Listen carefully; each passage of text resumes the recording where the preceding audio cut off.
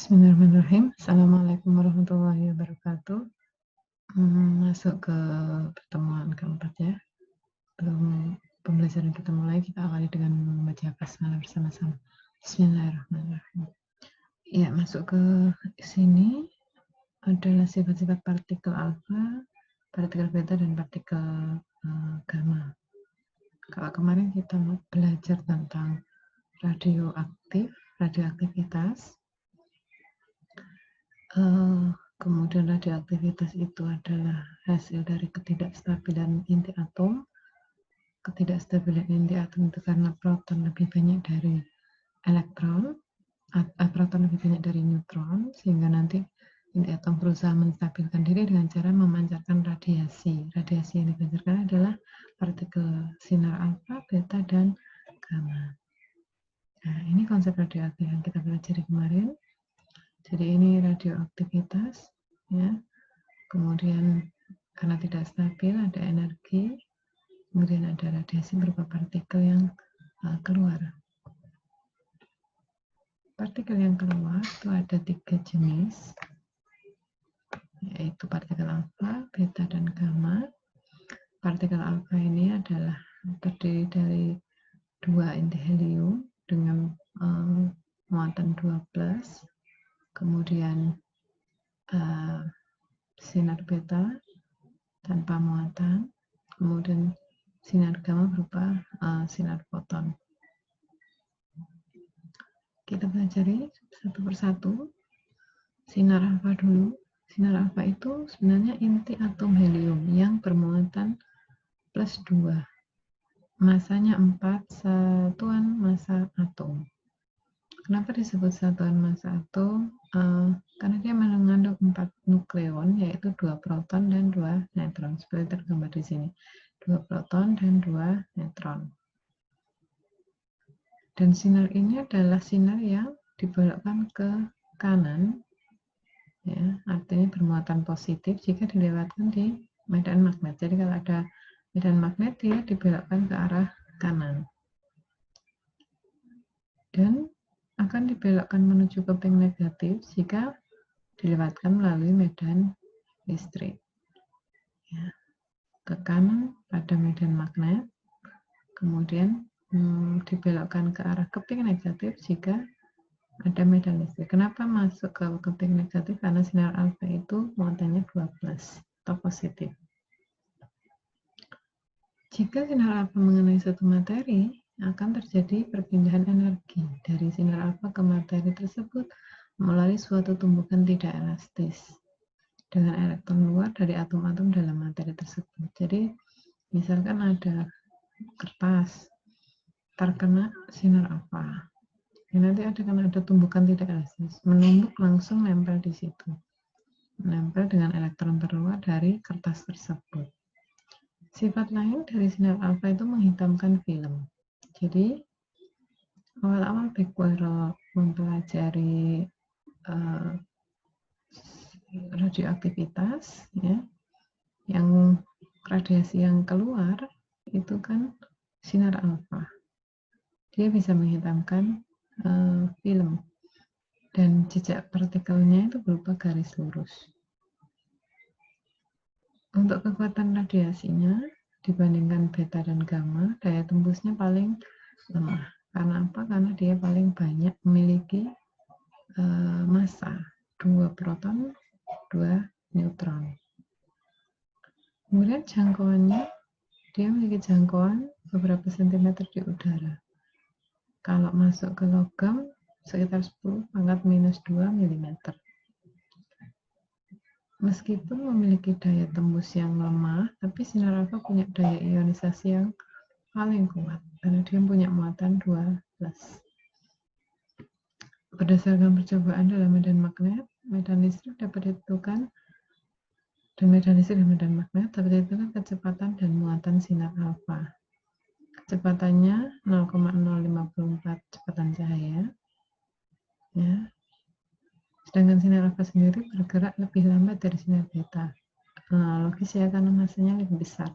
Punya 2 proton, punya 2 neutron, ya, kecepatannya sekian 0,054 sampai 0,07, tapi dia lebih lambat dibandingkan beta.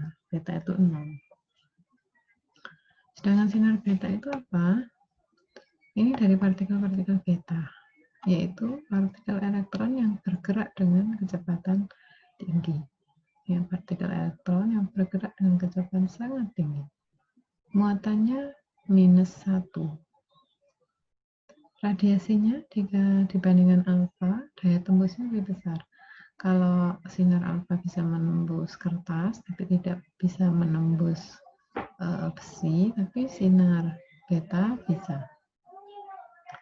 Sinar beta dibelokkan dengan kuat oleh medan magnet dan medan listrik karena masanya kecil. Kalau tadi sinar alfa dibelokkan ke kanan, sinar beta dibelokkan lebih ke kanan lagi. Jadi kalau ada medan listrik dia langsung nempel. Minus ya, jadi dia mendekati muatan positif dari listrik itu. Pembelokannya juga cukup kuat. Kecepatannya 0,32 sampai 0,9, lebih cepat dari sinar alfa. Jejaknya kalau dia misalkan ada unsur tertentu mengandung radiasi sinar beta, dilapisi dengan plastik fotografi, jejak siluetnya adalah berbelok-belok. Kenapa? Karena hamburan yang dialami oleh elektron di dalam atom. Karena elektron itu bersifat moving, bersifat selalu bergerak. Jadi hamburan elektron akibat adanya radiasi partikel beta juga akan tergambar dalam fotografi sebagai jejak berbelok-belok. Kemudian batasan jangkauannya hanya beberapa senti di udara. Sifat-sifat ini sudah masuk sifat sinar gamma ya. Daya tembusnya paling besar. Jadi segala macam benda kecuali baja bisa tembus oleh sinar ini. Kalau ada medan magnet dan medan listrik dia tidak terpengaruh, ya, tidak dibelokkan, dan frekuensinya sangat besar. Jadi sinar gamma sedikit berbeda dengan alfa dan beta karena dia radiasi elektromagnetik yang panjang gelombangnya lebih pendek, tidak bermuatan dan hampir tidak bermassa. Ada massanya tapi kecil, jadi dianggap tidak bermassa. Sehingga kecepatannya ya bernilai sama dengan kecepatan cahaya dalam ruang hampa. Foton gamma tidak banyak berinteraksi dengan atom suatu bahan. Jadi karena tidak banyak berinteraksi, dia gampang menembus bahan apapun. Ini daya tembusnya. Perbandingannya, kalau sinar alfa karena masanya paling besar, daya tembusnya paling lemah di antara sinar-sinar radioaktif. Sedangkan sinar beta, dia bermuatan negatif, menempuh 300 cm dalam udara, dia mampu menembus kulit. Ini yang banyak digunakan untuk kemoterapi. Karena sangat kecil, partikel beta tidak dianggap bermassa, jadi dinyatakan notasinya 0. Bagaimana dengan sinar gamma? Ini radiasi elektromagnetiknya energinya tinggi. Tidak bermuatan, tidak bermassa, daya tembusnya paling besar. Ini adalah 3 partikel yang dihasilkan dari radioaktivitas atau dari ketidakstabilan inti atom. Ini gambaran daya tembus dari sinar alfa, sinar beta, sinar gamma, dan neutron. Sinar alfa dia mampu menembus hanya dibatasi oleh kertas, ya. Kalau sudah kena kertas dia sudah berhenti. Sedangkan beta masih menembus kertas, tapi aluminium tipis dia tidak bisa menembus. Karena ini tadi karena alfa punya muatan yang paling besar ya masanya, dia punya muatan dan punya massa yang besar. Sedangkan gamma dia mampu menembus kertas, mampu menembus organ tubuh, mampu menembus plat, mampu menembus kecuali lid pasta. Sedangkan neutron sendiri dia mampu menembus apa saja kecuali air dan parafin. Jadi kalau sudah ada rangkaian karbon yang pekat seperti air ke parafin, dia tidak bisa menembus. Jadi daya tembus neutron sangat tinggi. Kemudian sekarang perumuhan inti atom. Jadi kemarin disebutkan inti yang stabil, bismut misalkan punya 83 proton dan 126 neutron. Protonnya lebih kecil dibandingkan neutronnya. Inti atom yang punya jumlah proton lebih besar dari 83 akan berada dalam keadaan tidak stabil. Karena protonnya banyak, jadi masih punya kemungkinan untuk tidak stabil. Inti yang tidak stabil ini berusaha menjadi inti stabil dengan cara melepaskan partikel berupa proton murni, partikel helium atau alfa yang memiliki 2 proton atau partikel lainnya. Sedangkan inti atom yang tidak stabil dinamakan inti radioaktif. Unsur ini atomnya mampu melakukan aktivitas radiasi spontan berupa pemancaran sinar radioaktif yang dinamakan unsur atau zat radioaktif. Dan pemancaran sinar-sinar radioaktif berupa partikel atau gelombang elektromagnetik secara spontan oleh inti berat yang tidak stabil menjadi inti yang stabil disebut radioaktivitas. Ini sudah kita pelajari kemarin. Nah, sekarang jenis-jenis radiasi apa saja yang dapat dipancarkan? Radiasi dari inti atom yang tidak stabil itu ada beberapa jenisnya. Yang pertama peluruhan alfa. Ini sudah kita pelajari, ya. Jadi peluruhan alfa terdiri dari 2 buah proton dan 2 buah neutron terikat menjadi suatu atom dengan inti yang sangat stabil. Ini peluruhannya. Jadi ada suatu unsur yang punya massa dan punya nomor atom. Kemudian massanya dikurangi 4, nomor atomnya dikurangi 2. Kemudian menghasilkan partikel alfa yang punya massa 4 dan nomor atom 2. Contohnya uranium menjadi thorium dan Cr alfa. Bisa juga ditulis uranium adalah thorium dengan alfa. Yang kedua adalah peluruhan beta. Ini kemampuan ionisasinya lebih rendah dibandingkan partikel alfa. Ya, radiasi beta dapat berupa pemancaran sebuah elektron disebut peluruhan beta minus dan pemancaran positron disebut beta plus. Contohnya ini. Ada unsur kemudian mengalami peluruhan menghasilkan 1 beta minus. Bisa juga Na misalkan meluruh menjadi neon dengan 1 beta positif. Lalu peluruhan gamma, ini adalah gelombang elektronegatifnya sangat tinggi, daya tembusnya sangat kuat. Saat transisi berlangsung, energinya 4,4 mega elektron volt. Berkali-kali lipat dari voltase di rumah kita. Sinar gamma bukanlah partikel, sehingga tidak memiliki nomor atom. Maka dalam peluruhan, sinar gamma tidak dihasilkan inti atom baru. Contohnya kobalt. Kobalt peluru menghasilkan sinar gamma ya, dengan kobalt yang sama, tidak ada inti atom yang baru. Lalu radiasi yang selanjutnya adalah pembelahan spontan.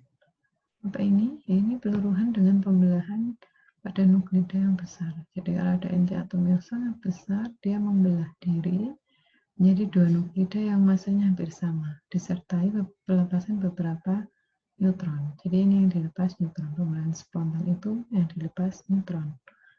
Contohnya krom, ya, menjadi unsur Mp dan barium serta 4 neutron. Yang selanjutnya pemancaran neutron. Kalau ini tadi pembelahan spontan, ini pemancaran neutron. Jadi proses ini terjadi pada inti yang memiliki kelebihan neutron. Neutronnya banyak, ya. Kemudian neutronnya akan dilepaskan. Contohnya kripton. Kripton ini neutronnya lebih banyak sehingga dia melepaskan neutron.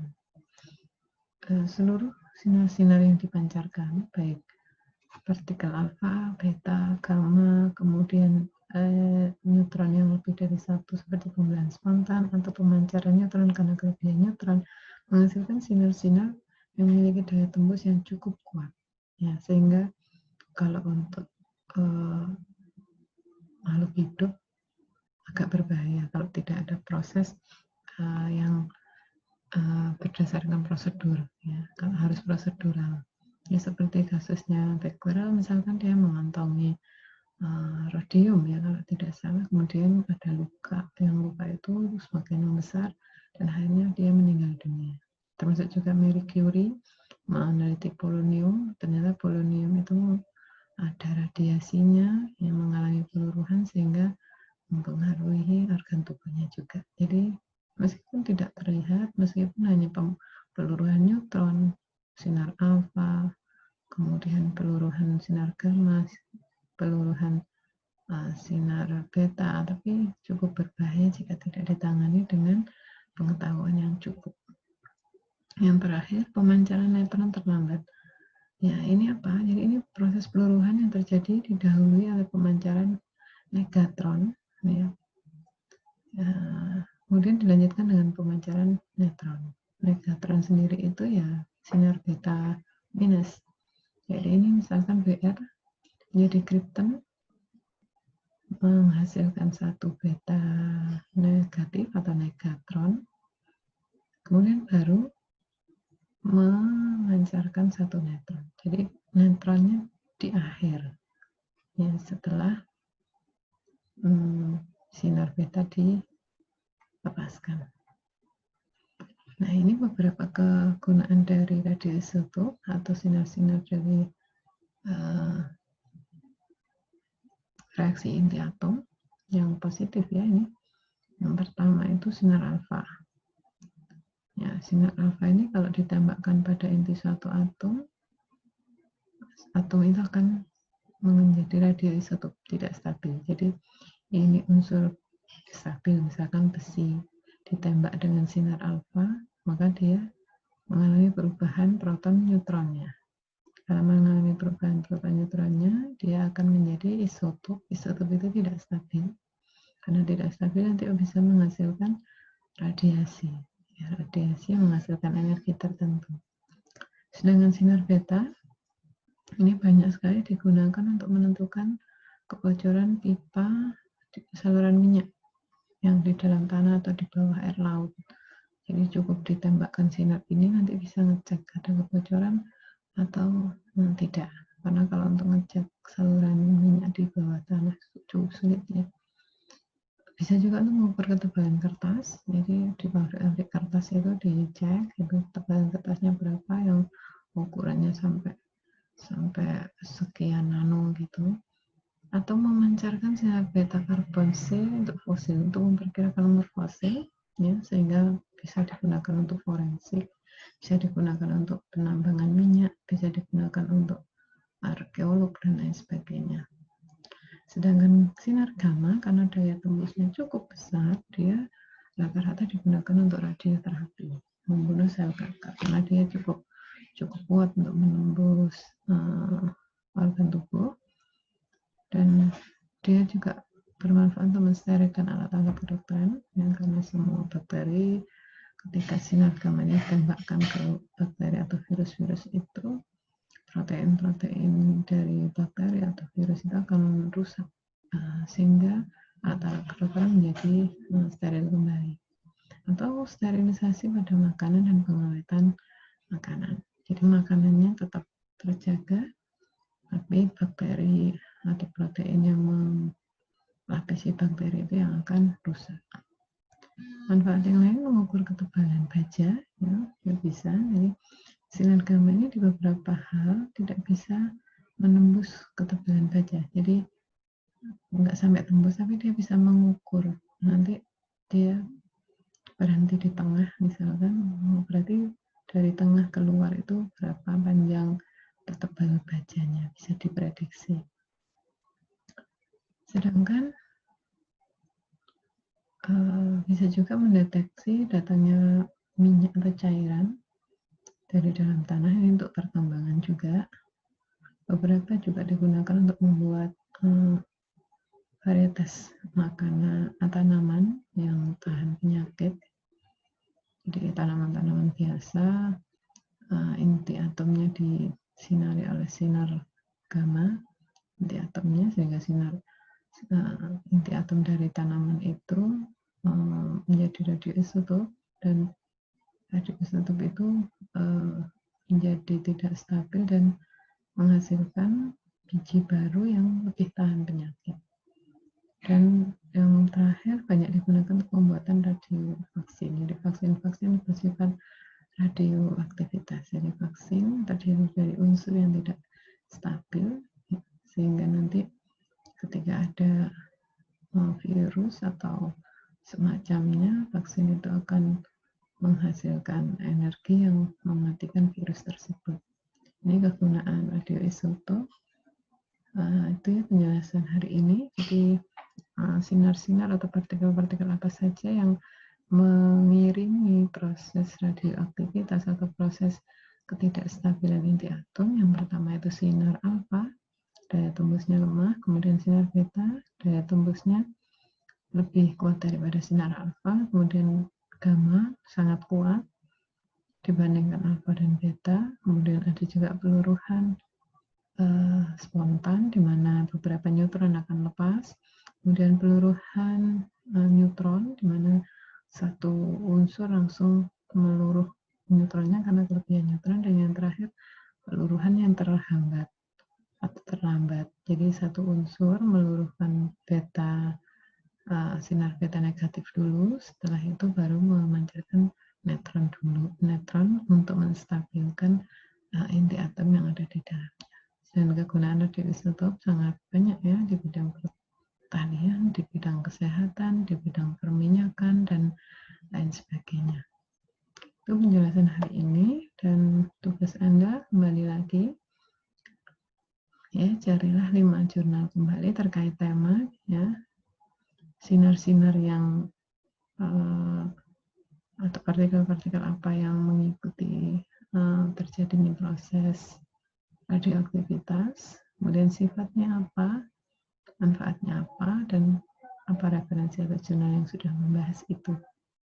Gitu ya. Mungkin nanti ada diskusi, tapi ini saya hentikan dulu, saya break dulu sambil Anda menyiapkan pertanyaan, atau kalau tidak ada pertanyaan kita bisa langsung masuk ke Google Classroom untuk menyelesaikan tugas ini untuk dikumpulkan secepatnya hari ini kalau bisa. Ya, akhiri dulu. Assalamualaikum warahmatullahi wabarakatuh.